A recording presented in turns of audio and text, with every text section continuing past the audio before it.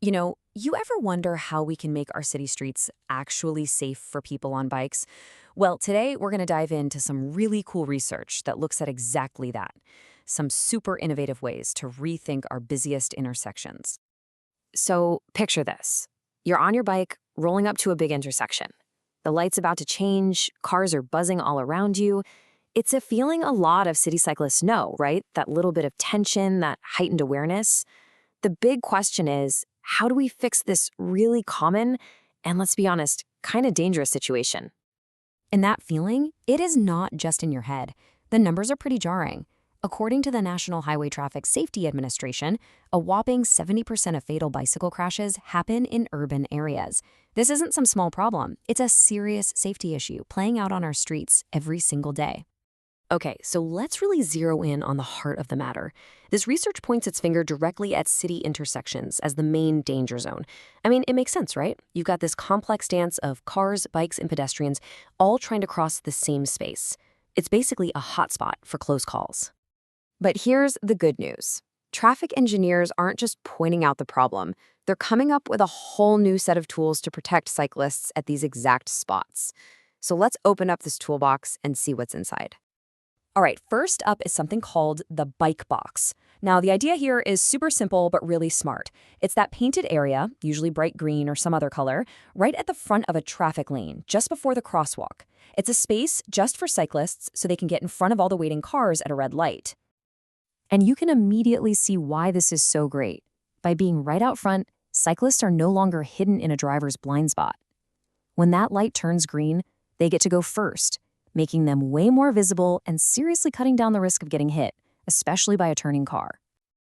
Okay, next up is a more, let's say, heavy-duty solution, the protected intersection. Now we're not just talking about paint on the road. This is a total redesign of the corner, using actual physical barriers to keep bikes and cars separate, especially those turning cars, which we know are a huge source of accidents. So here's what that looks like in the real world. You see those little concrete islands at the corners? They kind of shepherd the cyclists through the intersection on their own path. And at the same time, they force cars to slow down and make a much sharper, more careful turn. It's just a really clever way to build safety right into the bones of the street. So our third tool isn't about concrete or paint. It's all about timing. It's called a leading bicycle interval, or LBI for short.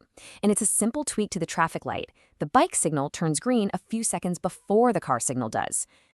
And the whole point of that little head start is to let cyclists get out into the intersection first, where they're right in the line of sight for drivers. So by the time cars get their green light and start to move, the cyclist is already well across, which, again, really cuts down on those dangerous conflicts with turning traffic. Okay, so these all sound like fantastic ideas on paper. But you can't just go around tearing up major city intersections, right? That's incredibly expensive and causes a ton of disruption. So how do city planners actually know if these designs will work before they even pick up a shovel? Well, this is where things get really, really cool. Instead of building in the real world, researchers created a digital twin. They built a super precise, fully functioning computer model of a real intersection in Grand Rapids, Michigan. And this let them try out every single design idea in a totally virtual, totally risk-free world. The software they used is called Visum, and honestly, the best way to think about it is like a super advanced video game for traffic engineers. They can plug in thousands of virtual cars, bikes, and pedestrians and watch how they all interact with incredible accuracy. And then they add another piece of magic called SSM. Think of this as an automatic near-miss detector. It runs over the simulation and flags every single time a virtual car and a virtual bike get too close for comfort. The researchers call these conflicts, and counting them is how they measure safety. So, they ran the simulations. What did this virtual test drive actually tell them? Well, the results really boil down to this classic dilemma in city planning, the trade-off between making things safer and slowing things down. First, the massive win for safety. The simulations were crystal clear. When they implemented these new designs, the number of conflicts, those close calls between bikes and cars, dropped dramatically. So, bottom line, the designs work. They absolutely make intersections safer. But as we know, there's no such thing as a free lunch. Here's the trade-off. Let's go back to that leading bicycle interval. Giving cyclists that 5-second head start is a huge win for their safety, no question. But where do those 5 seconds come from? Well, they're taken from the green light time for cars, which means drivers might have to wait just a little bit longer. And this is that delicate balancing act that city planners are always dealing with. Okay, so let's zoom out for a second. Why is all this simulation research so important? What does it mean for the future of our cities? Because the real goal here isn't just about protecting the people who were already cycling. It's about encouraging more people to start.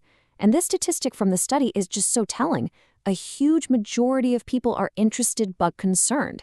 They want to bike, but they're afraid to. Being able to prove that these new designs actually work is the key to finally winning those people over. And that really brings us to the big final question, doesn't it? We have the designs. We know they make cycling safer. We also know the trade-off is often just a few extra seconds of wait time for drivers. So what's it going to take for our streets to finally win over that huge group of people who are just waiting for a safer way to ride? What are we, as a community, willing to do to get there?